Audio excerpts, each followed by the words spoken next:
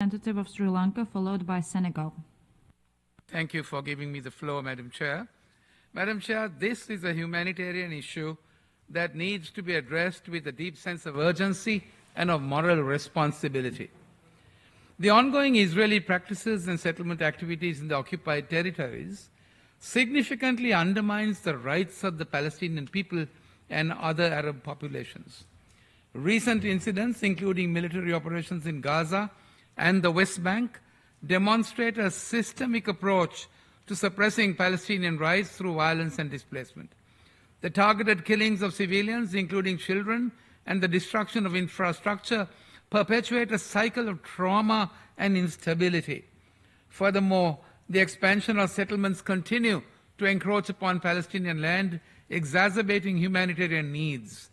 These actions not only violate international law, but also hinder the prospects for peaceful resolution of the problem, emphasizing the urgent need for accountability and a commitment to the rights and dignity of all affected populations. The historical and ongoing tragedies faced by the Palestinian people highlight the critical importance of addressing these issues within the context of international law and of human rights. Madam Chair, as I speak, we are haunted by the escalating violence that has gripped the region. The stark statistics tell a chilling story. Between January and October 2023, over 1,000 incidents of violence attributed to Israeli settlers were reported. This marks the highest levels of such violence recorded, and these are not mere numbers. They represent shattered lives, broken dreams, and a society in despair. How, I ask, can we allow this situation to continue? Just weeks ago, approximately 203 incidents occurred in a matter of days, underscoring a troubling trend that must be urgently addressed. Madam Chair, what should pain us most is the destruction of educational facilities, sacred spaces of learning and growth. The airstrikes have damaged and destroyed several UNRWA schools, which were under attack, and that was the only hope they had. These institutions are not just buildings. They embody the aspirations of the Palestinian children for a better future. How, I ask, can we tolerate a situation where young minds are forced to live in fear, where their right to education is systematically undermined? In the face of these horrific realities, the efforts of UNRWA to distribute food and aid to approximately 1.9 million individuals in Gaza are nothing short of heroic. Yet, it is a heartbreaking irony that in a world of abundance, we find ourselves in a situation where humanitarian aid is a lifeline for so many. Every food parcel distributed, Madam Chair, represents not just sustenance, but a flicker of hope amidst despair. Still, we know that such efforts are band-aids over gaping wounds. What we need is a fundamental shift that respects the dignity and rights of the Palestinian people. Madam Chair, furthermore, as health services operate under extreme duress, we must recognize the resilience and courage of healthcare workers who continue to serve despite the chaos. The medical consultations conducted by UNRWA amidst ongoing conflict speaks to the determination that should inspire us all. Yet, how can we allow, I ask the question, this to be the norm?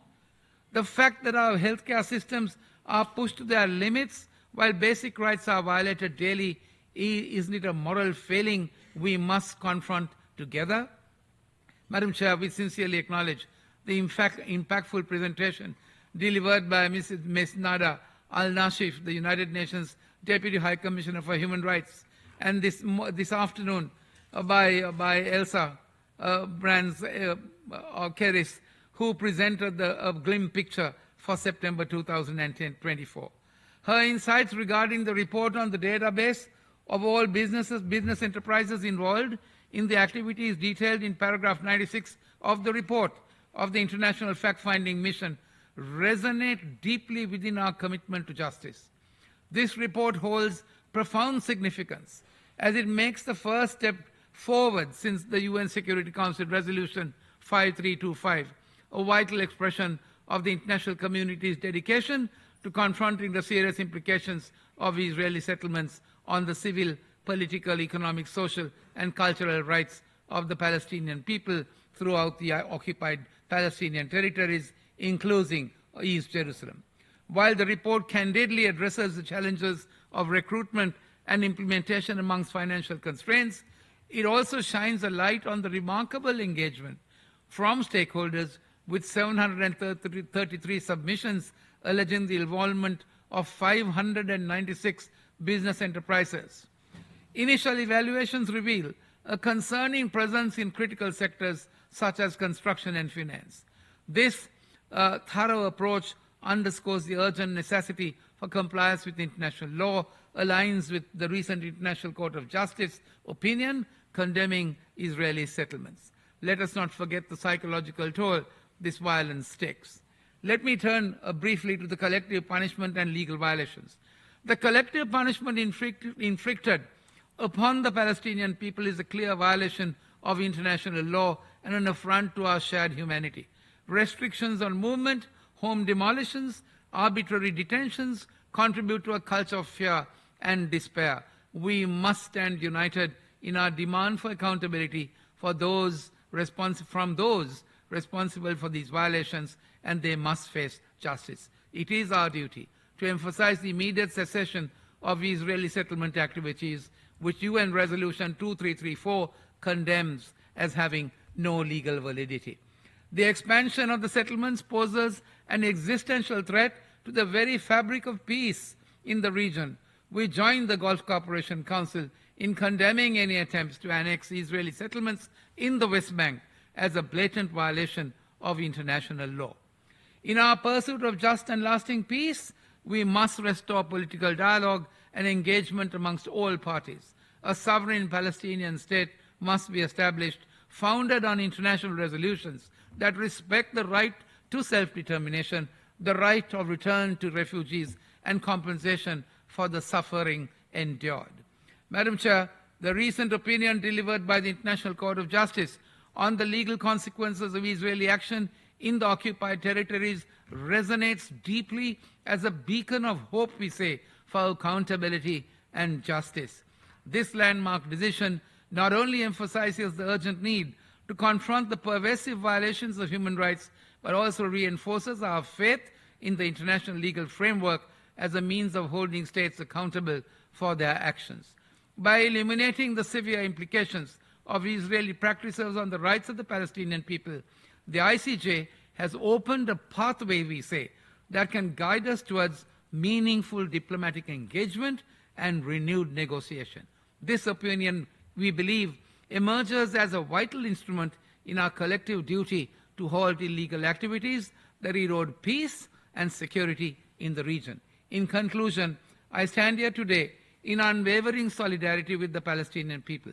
Their struggle for self-determination and their inalienable rights is a cause that transcends borders, calling upon our collective conscience.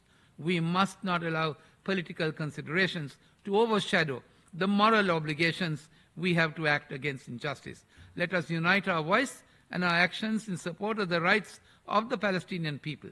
We must not forget that true peace is only achievable when justice prevails, when the rights of all individuals are upheld, and when we work together to end the suffering of the Palestinian people. I thank you. I thank the distinguished representative of Sri Lanka for his statement.